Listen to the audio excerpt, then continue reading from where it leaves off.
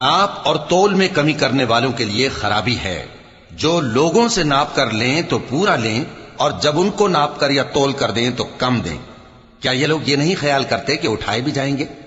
यानी एक बड़े सख्त दिन में, जिस दिन तमाम लोग रब्बुल आलमीन के सामने खड़े होंगे।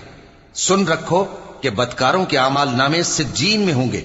और तुम क्या जानते हो कि सिज्जीन क्या चीज है? एक दफ्तर है लिखा हुआ।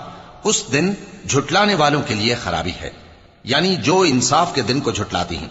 और उसको झुटलाता वही है जो हद से निकल जाने वाला गुनाहगार है।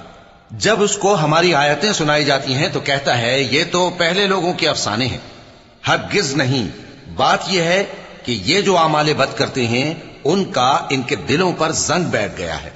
बेशक ये लोग उस रोज अपने परवरदिगार के दीदार से ओट में होंगे, फिर ये लोग यकीनन दोज़ख में जा दाखिल होंगे।